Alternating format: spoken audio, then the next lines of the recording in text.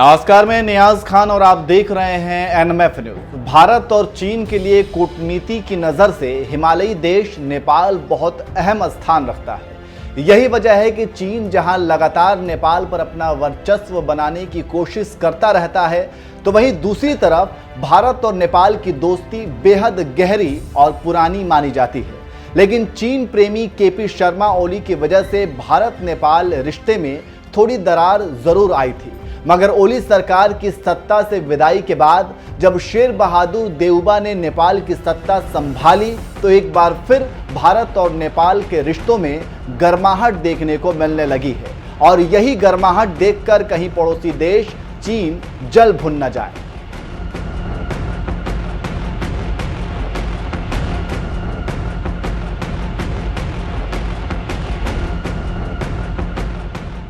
भारत और चीन के बीच रिश्ते बुरे दौर से गुजर रहे हैं, ये बात तो आप जानते ही हैं। और इसकी सबसे बड़ी वजह खुद चीन ही है, जो विस्तारवादी सोच के चलते दोस्त देश को भी दुश्मन बनाने से पीछे नहीं हटता है। और भारत के साथ भी उसने यही किया।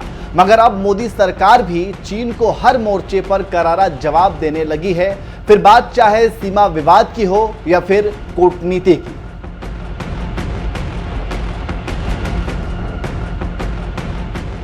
मोदी सरकार से मिले आदेश के बाद जहां सेना के जवान सीमा पर चीन के हर दुस्साहस का मुंहतोड़ जवाब देने के लिए मुस्तैद हैं, तो वहीं कूटनीति के जरिए चीन को घेरने के लिए देश के प्रधानमंत्री नरेंद्र मोदी भी हर सियासी चाल अपना रहे हैं। मोदी का नेपाल दौरा उसी की एक कड़ी मानी जा रही है, क्योंकि ये बात तो आप जानते ही हैं कि चीन बौद्धिक विचारधारा वाला देश है और बुद्ध को मानता है। यह अलग बात है कि बुद्ध की आड़ में वो युद्ध को बढ़ावा देता रहा है।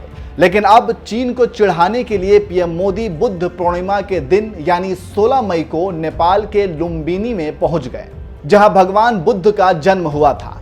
कहने को तो पीएम मोदी की ये नेपाल यात्रा धार्मिक यात्रा मानी जा रही है, लेकिन इस नेपाल दौरे से पीएम मोदी ने चीन को इशारों ही इशारों में बता दिया कि वो भारत ही है जो हर मोर्चे पर अपने पड़ोसी देश नेपाल के साथ खड़ा रहता है। भारत और नेपाल की इसी दोस्ती का असर है कि सोमवार को बुद्ध पूर्णिमा के दिन जब नेपाल की धरती पर कदम रखा तो खुद नेपाल के पीएम शेर बहादुर देउबा उनका स्वागत करने के लिए एयरपोर्ट पहुंचे।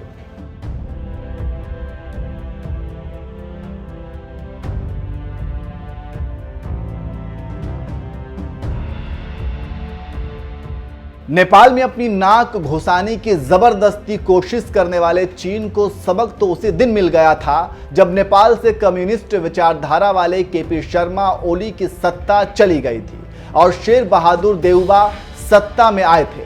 क्योंकि शेर बहादुर देउबा की करीबी चीन नहीं बल्कि भारत है। और अब मोदी का नेपाल दौरा चीन के जले पर नमक छिड़कने का काम करेगा।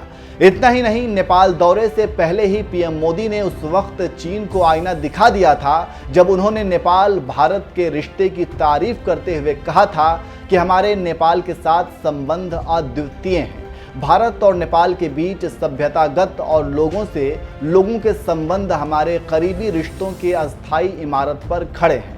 मेरी इस यात्रा का उद्देश्य समय की कसौटी पर खरे उतरे इन संबंधों को और मजबूत करना है, जिन्हें सदियों से पोषित किया गया है और ये हमारे आपसी मेलजोल के लंबे इतिहास में दर्ज है। भारत से नेपाल की करीबियों का ही ये असर है कि कुछ ही दिनों पहले खुद नेपाल के पीएम शेर बहादुर देउबा जब भारत दौरे पर आए थे तो उसी दौरान उन्होंने पीएम मोदी से मुलाकात के साथ ही उनके संसदीय क्षेत्र वाराणसी का भी दौरा किया था। और अब पीएम मोदी नेपाल दौरे पर गए हुए हैं। प्रधानमंत्री का पद संभालने के बाद पीएम मोदी का ये 5वां नेपाल दौरा है, जो बता रहा है कि धर्म से लेकर संस्कृति और व्यापार से लेकर व्यवहार तक नेपाल और भारत किस कदर एक है और दोनों देशों की दोस्ती भी अटूट है। ये बात चीन जितना जल्दी हो सके अच्छी तरह से जान ले। बहरहाल एक बार फिर से भारत नेपाल के रिश्तों में ये गर्माहट देखकर आपका क्या कहना है, अपनी राय हमें कमेंट कर ज़रूर बताएं। और साथ ही आइए आपको मोदी के नेपाल दौरे के कुछ झलकियां दिखाते हैं, जिसे देखकर हर हिंदुस्तानी जहां गर्व करेगा तो वहीं बेचारा चीन जल भुन जाएगा।